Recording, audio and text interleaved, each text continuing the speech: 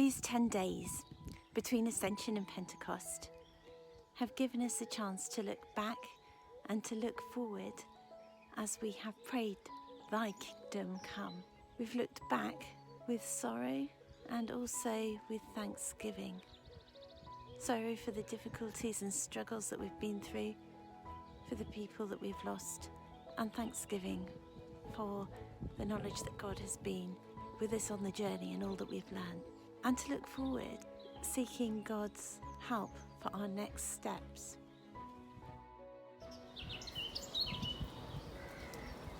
So many of us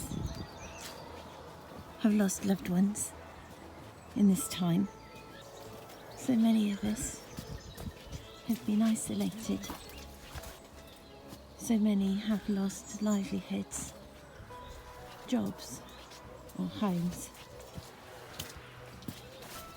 And we've learnt what it is to lament and to bring our sorrow to God and to find our solace with Him. And by His grace, we have found ways, rediscovered old ways and discovered new ones, of bringing God's comfort and sharing His compassion. Community larders, taking worship to Zoom or to Facebook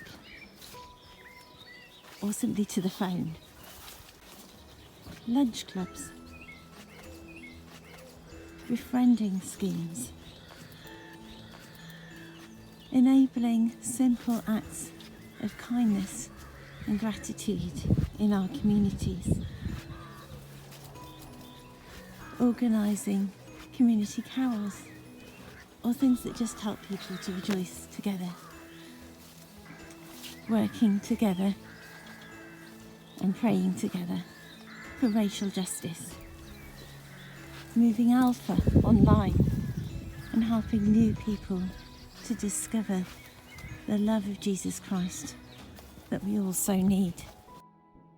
Alpha online was an eye-opener for us. I mean, I never thought it would work, and yet we've seen several people come to faith and just experience the Holy Spirit through online Alpha. You know, the ease of logging on without having to leave home meant that we had people from Hampshire and from Norfolk join us, and both came to faith, having stayed connected, and they're watching our weekly services and they've joined our online groups.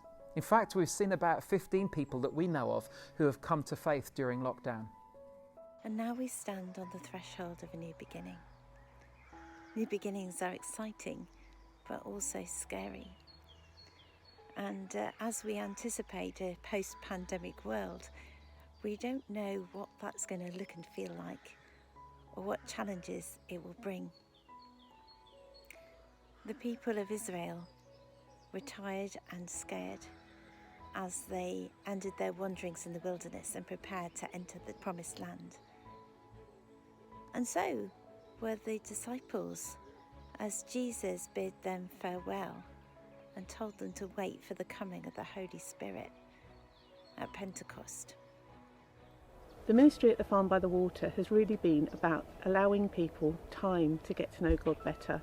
So whatever stage of the journey they're at with their walk with Him, they can get to spend some time and just get to know Him as their Father. So prayer and Bible study are really important things that go on in the farm, but we also love trying new things. We've been looking at Bible journaling over the years, crafts, baking, nature walks. We've tried all sorts of things, and sadly in lockdown we weren't able to do some of these things, so we went online, and it's been amazing how the Holy Spirit has worked on Zoom and been able to minister to us in our workshops, in our Bible clubs and in our prayer sessions. So the Farm by the Water has been developed over 7 years, and it's been a time of blessing and a time of growing and getting to know so many wonderful people. And we now feel really led by the Holy Spirit to do this somewhere different and to try something new. So we're waiting on God's wonderful timing and His guidance to lead us on to our next chapter. You may be familiar with the words of God to Joshua, "Be bold, be strong, for the Lord your God is with you wherever you go." You might have forgotten, though, that alongside that promise was the injunction to obey closely all the words and all the things that the people of Israel had learnt in the desert about God's commands.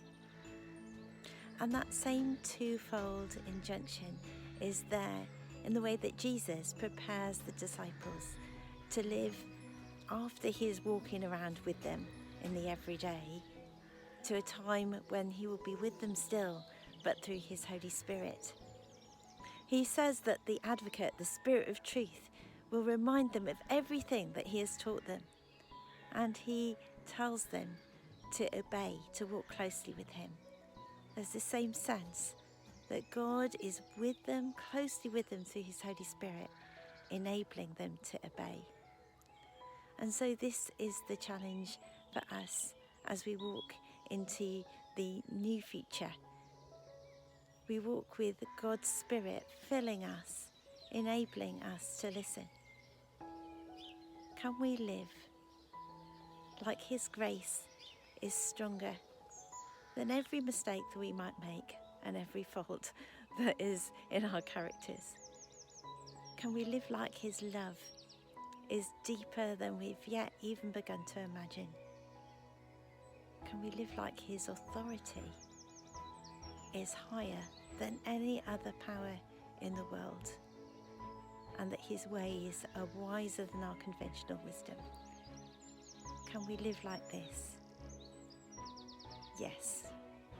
Yes, we can, because God has sent his Holy Spirit as our advocate, as our companion, as our strengthener, as our guide. We don't have to make it up on our own. He's with us on our way.